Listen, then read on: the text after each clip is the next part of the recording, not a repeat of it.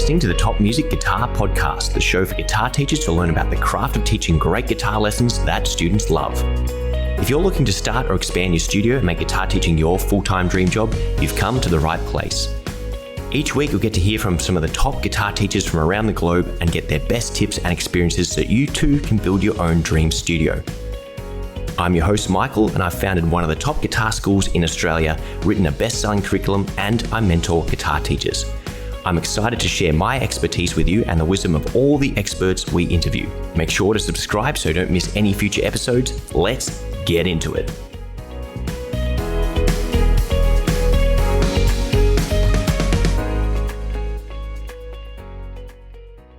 Hello there, everyone. It's Michael here, and welcome to another edition of the Top Music Guitar Teaching Podcast. Today, we are going to do another solo episode, and I'm going to be exploring a very heated topic, and that, of course, is should you teach your students to read music? Now, this is very contested. There's differing opinions on the matter. I've weighed in before as part of the Top Music membership. If you're a Top Music member, you know exactly what my thoughts are. But I do want to weigh up a couple of options, offer a few different perspectives, and then dive right into it. So the big question, should you teach your students to read music? Well, it really does depend on what their goals are and, of course, where they're at in their guitar playing journey. So should you teach a beginner guitar student how to read music? And to that, I say no. Playing guitar and reading music are two completely different skills.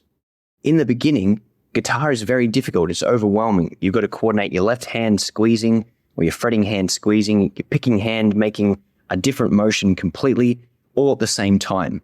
If you're going to further complicate that by trying to have them memorize which dot on which line or space relates to which position on the guitar fretboard, it is way, way too overwhelming. Now, I've been fortunate enough to fly a helicopter before.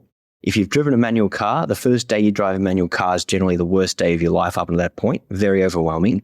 Flying a helicopter is even more so because not only do you have two things to focus on in the left, right, you've also got the up and down and the angle that you're on as well. So there's three different things you have to think about when you're flying a helicopter, much like playing guitar. You've got what's my left hand doing, what's my right hand doing, and I've also got to keep an eye on which pitch I'm meant to be learning and playing and the duration of that note.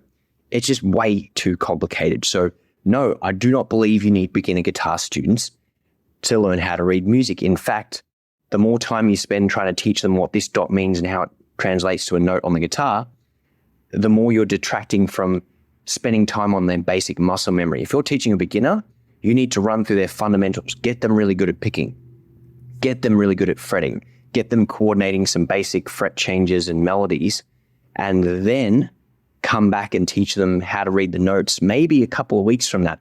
And I always start with the rhythms. I have them playing basic melodies, first by ear, and then eventually we put some rhythmic notation above it. And I would say no time in the first 6 months am I ever worried about pitch. Now, I teach contemporary guitar. If you were teaching classical guitar, you might think what I'm saying is absolute blasphemy, but that's only because classical music hasn't really caught up with all the tablature, the fact that you can tab out things on Guitar Pro, you can learn things by ear. And yes, sometimes it's going to be simpler music, but if you are trying to teach your beginner students how to read music, you're shooting yourself in the foot because it's the best way to make them quit. It's going to be way too hard. It's going to be way too overwhelming for most people. They're going to go, oh, I'm learning a song I'm not interested in. I don't know what it sounds like. I can't translate what's on the page. I'm essentially learning the equivalent of Chinese or hieroglyphs, all while having no technical skill on the guitar. So it's just a big tangled mess of different concepts. If you want your beginners to succeed, don't teach them how to read music in the beginning. Now, I'm not saying it's not important how to read music. I'm not saying our students shouldn't aspire to read music. But what I am saying is your beginner guitar students shouldn't be learning how to read music. They should be learning how to play guitar. And once they confidently can play guitar and have control of their fingers and their fingers are doing what their mind is telling it to do, it is going to be significantly easier for them to learn how to read music because their hands are going to respond to what their brain is telling them to play. Not only that, if you teach your students the fretboard and they know the locations of the notes, not only will you be able to more easily connect a dot on the page to a location on the fretboard, but you can actually teach them how to play in multiple positions pretty much immediately one after the other, while simultaneously teach them how to read the pictures. So I would delay teaching your student how to read music as a total beginner for a couple of months. When they can play confidently and they know the fretboard, and I'd start teaching my fretboard knowledge pretty much from day one, at least the first week or two, and I teach rhythmic notation. So we do clapping exercises, we do work on rhythms because that's going to tie into strumming patterns for our chord progressions, but I don't teach them standard notation. I think that's just a big, big mistake. So we're halfway through today's episode, but before we dive back into our discussion, let's take a moment to talk about the Top Music Guitar Teachers membership. Now, this isn't just another course or another run-of-the-mill membership. It's a game changer for guitar teachers just like you. Imagine having a supportive community of like-minded professionals, mentorship from industry experts, and a wealth of resources and teaching tips at your fingertips. Our membership empowers you to grow your teaching skills and build a thriving guitar teaching business around whatever you want to do, whether that's online, offline, building courses, creating awesome products, whatever you want to do. Join us today for only $49 per month and unlock your full potential as a guitar teacher. Now, back to the podcast.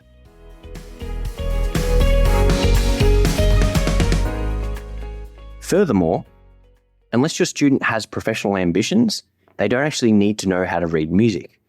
Like, they can get all the songs they need off of YouTube. They just need some technical guidance pretty much. And most people don't want to learn how to read music. Most people don't want to have to translate the dots on the page and spend, weeks, if not months, memorizing certain things. They just want to pick up and play and have fun.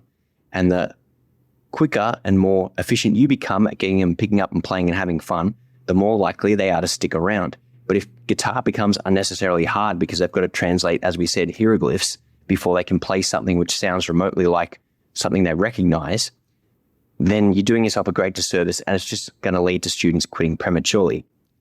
If your students want to be classical guitar players, then they're probably going to have to read music. If they want to be professional guitar players, whether it's as a studio session musician or whether it's in an orchestra or some sort of performance, regularly gigging musician doing session work, then yes, you're going to have to learn how to read music. But the way it's traditionally taught is these three notes, E, F, and G, you play them on string 1 for week number 1, and then week number 2, the intention is to learn B, C, and D on string 2, but we're not going to do that because string 1's not memorized. That's the totally wrong way to go about it.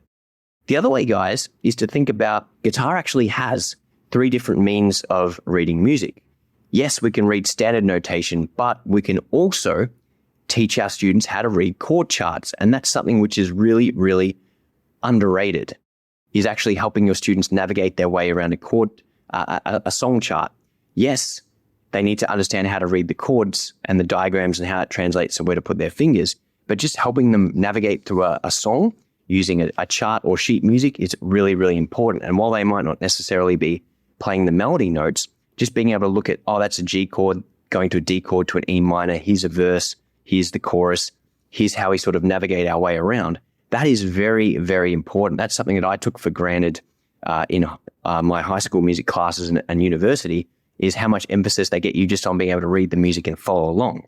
So I reckon before you teach your students standard notation, you should definitely teach them how to navigate their way through a score. Very, very important, underrated skill. And of course, the third way is our tablature, which for me is the simplest and the best. It is the biggest shortcut from put your finger here, play the string, and you get the sound that you want. If you're not using guitar tablature, you are purposely skipping or intentionally leaving out, omitting the biggest musical hack in the history of music across any instrument. Tablature is the simplest way to play music for guitar or any stringed instrument. And tablature actually predates standard notation. If you look at lute music and other primitive instruments from thousands of years ago, they used early forms of tablature. So tabs, as we know them, evolved out of something which predates your standard music notation. So you can't kind of say, yes, this is the proper way of learning music. Yes, we would love all of our students to learn how to read music. But I always say, can Stevie Wonder read music? No. Can Ray Charles read music? No. Can blind Lemon Jefferson read music? No. All these fantastic blind musicians, they can't read music, but it hasn't stopped them at all. So guys, I'm going to bring this one in for landing. If you are trying to teach your students to read music from day one, you're doing them a disservice and you're shooting yourself in the foot, because that is going to start the timer ticking down to the day that they quit. And if you force them to read music, that is going to be far sooner than you anticipate. If instead you use tabs, you get them playing, you build up their confidence, you get them having fun, you get them loving guitar, and then you go, all right, you can do this pretty well now. We're going to take it to the next level and learn how to quantify this through reading music. You will have much better results. Anyway, guys, that's it for me today. I would love to hear your thoughts. Comment wherever you're watching or listening to this, or shoot me an email, michael@topmusic.co. And I'd love to hear your thoughts on the debate. Should you be teaching music? Anyway, guys, thank you so much. We'll see you in the next episode. Hey there, guys. Thanks for listening to another episode of the Top Music Guitar Teaching Podcast. If you have any questions about anything we discussed on the podcast, reach out to me at michael@topmusic.co via email. If you want to guest on the show because you're doing some wonderful things in the teaching space, I would love to hear from you. Or if you've got any suggestions for guests or topics we can discuss, as always, you know where to find me. Now, the last thing I want to talk about is our Top Music Guitar Teaching membership. We have over 1,000 members at Top Music, and that is a huge community of people that you can connect with online, share wonderful teaching tips, and of course, network with. We've also got over 20 courses for music teachers, 12 special ones for guitar on every topic imaginable, from group teaching, private teaching, how to find more students, how to build websites, everything you could possibly want to need to know about teaching, building a business, and getting more students is covered. And you get access to all of this for $49, probably less than what you charge for a 1-hour private lesson every single month. So don't miss out on this awesome opportunity. Visit our website, www.topmusicguitar.com, and join us in the membership. Thank you so much, and we'll see you next week.